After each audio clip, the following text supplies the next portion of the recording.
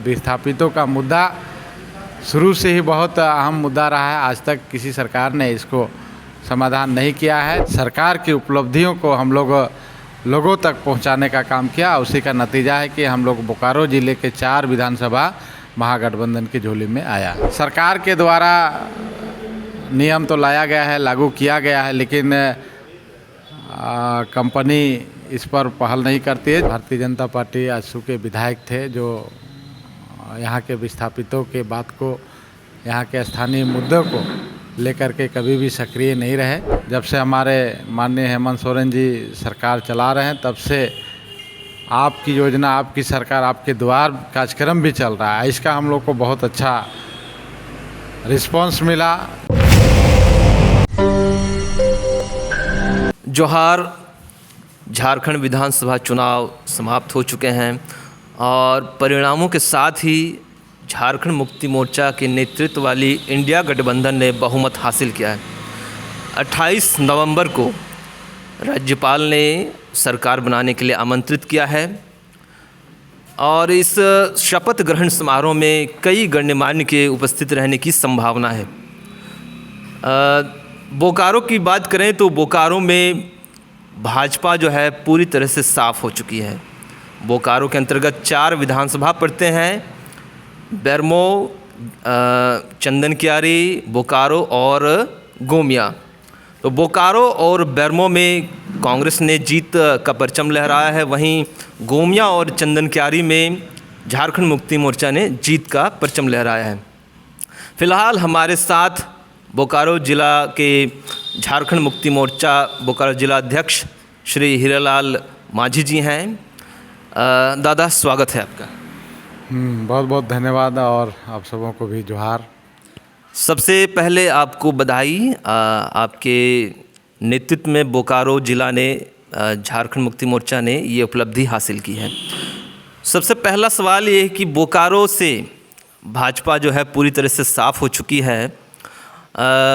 देखा जाए तो बेरमो, गोमिया, बोकारो विधानसभा और फिर एक चंदनकियारी है। तो क्या रणनीति रही कि जो है बीजेपी यहाँ से साफ़ हो गई?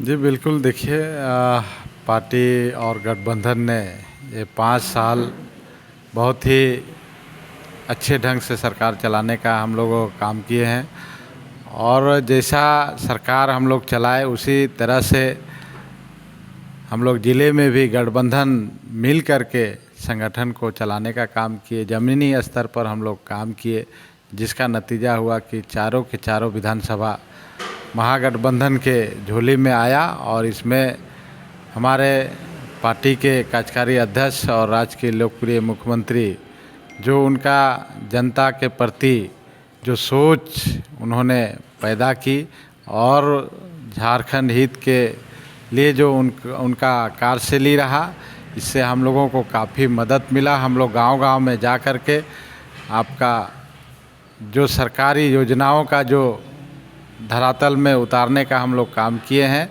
आप देख रहे होंगे कि राज्य में जब से हमारे माननीय हेमंत सोरेन जी सरकार चला रहे हैं, तब से आपकी योजना, आपकी सरकार, आपके द्वार कार्यक्रम भी चल रहा है। इसका हम लोग को बहुत अच्छा रिस्पांस मिला। जनता से हम लोग को जुड़ने का मौका मिला और हम लोग पंचायत स्तर से लेकर के जिला स्तर तक के जितने भी पदाधिकारी थे और सभी गठबंधन दल एक साथ मिल कर के हम लोगों ने क्षेत्र में जाने का काम किया और जनता को बताने का काम किया। सरकार की उपलब्धियों को हम लोगों तक पहुंचाने का काम किया। उसी का नतीजा है कि हम लोग बोकारो ज़िले के 4 विधानसभा महागठबंधन की झोली में आया।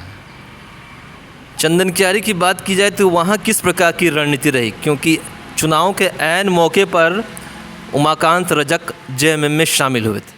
देखिए, वहाँ पार्टी का शुरू से ही जो है हम लोग तैयारी बहुत अच्छा से किए हुए थे और पार्टी का निर्णय हुआ, उमाकांत जी का एंट्री हुआ।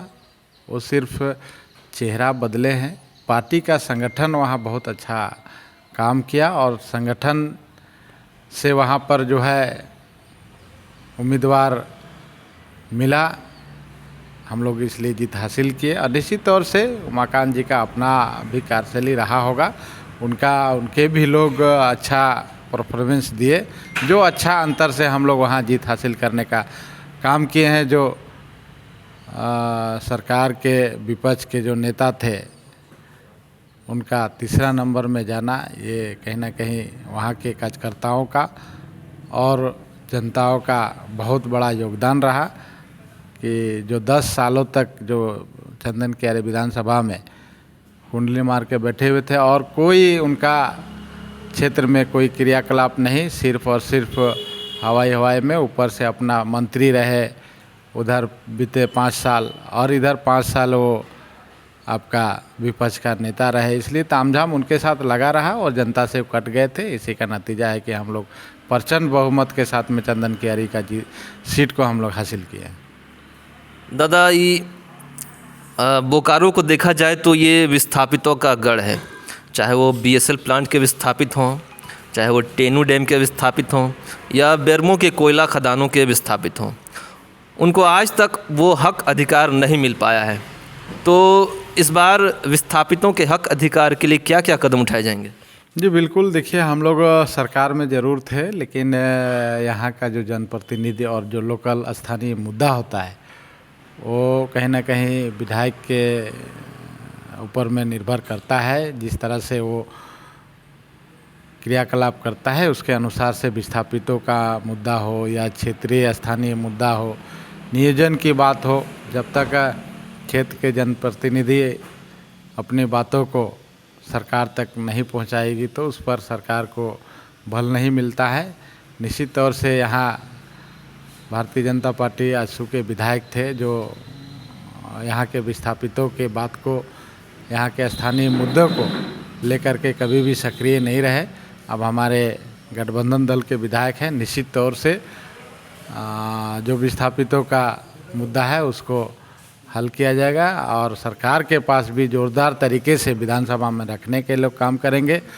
अगर उनसे कमी बेसी होगा तो निश्चित तौर से मैं जिला अध्यक्ष होने के नाते उनको ये बताने का काम करूंगा, क्योंकि विस्थापितों का मुद्दा शुरू से ही बहुत अहम मुद्दा रहा है। आज तक किसी सरकार ने इसको समाधान नहीं किया है, लेकिन मुझे पूरा विश्वास है कि हमारे राज्य के मुख्यमंत्री हेमंत सोरेन जी पर आस्था है, विश्वास है और निश्चित तौर से उनके कानों तक और उनके जहान तक ये बातें जाएगी तो विस्थापितों का मुद्दा भी हल होगा, ये मुझे पूरा विश्वास है। आपने बोकारो इस्पात संयंत्र जो है बीएसएल प्लांट और वहाँ के जो विस्थापित हैं उनको लेकर भी आपने एक आंदोलन छेड़ा था, उसका अब तक क्या परिणाम निकला? देखिए, हम लोगों ने ये आंदोलन किया था, पार्टी के बैनर तले आंदोलन किया था और निश्चित तौर से कुछ हल हुआ भी था। जो हम लोग का आंदोलन का परिणाम ही है कि विस्थापितों को जो वहाँ जो निविदा निकलता है बीएसएल से उसमें 10% का आरक्षण मिला होगा। आपको मालूम है या नहीं, मैं आपको बताना चाहता हूँ कि हम लोग जब आंदोलन किए उसके बाद से ही जो है वो प्रक्रिया शुरू हुआ था और बहुत लोग ले भी रहे हैं। रही बात नियोजन की बात हो, चाहे और भी उसमें कई तरह की मांगे थी जो नहीं हो पाई थी और सरकार के द्वारा नियम तो लाया गया है, लागू किया गया है, लेकिन कंपनी इस पर पहल नहीं करती है, चूँकि ये केंद्र सरकार के अधीन बीएसएल प्लांट चलता है।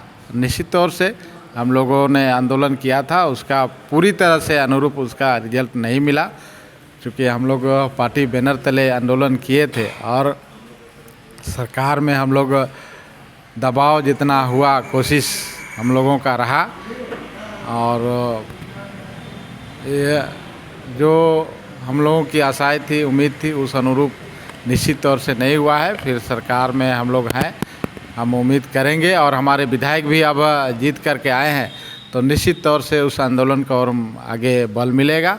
कोशिश हम लोग चाहेंगे कि जो हम लोगों ने जो विगत वर्ष जो हम लोग आंदोलन किए थे उसका जो अभी तक उस पर किसी तरह जो अमल नहीं हुआ है, आने वाला समय में उसको हम लोग अमल करवाएंगे और विस्थापितों का हक और अधिकार को दिलाने का काम करेंगे।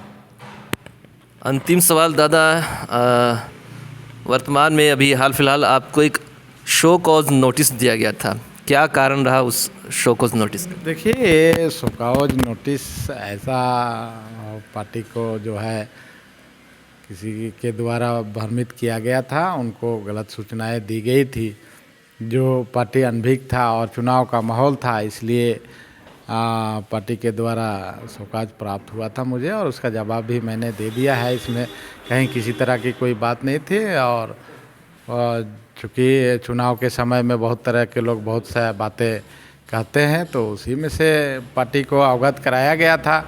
कुछ कुछ पूर्व की जो बातें थी, या तो कुछ ऐसा हम लोगों का बहुत तरह से सामाजिक बैठक में भी कुछ बातें आती है, उसको लेके वीडियो वायरल किया गया था। तो उस पर कहीं किसी तरह का कोई ये नहीं है। उसमें एक सिर्फ जो चुनाव का माहौल चल रहा था, इसलिए पार्टी के द्वारा ये कदम उठाया गया, और निश्चित तौर से उसमें कहीं किसी तरह का कोई किंतु परंतु नहीं है।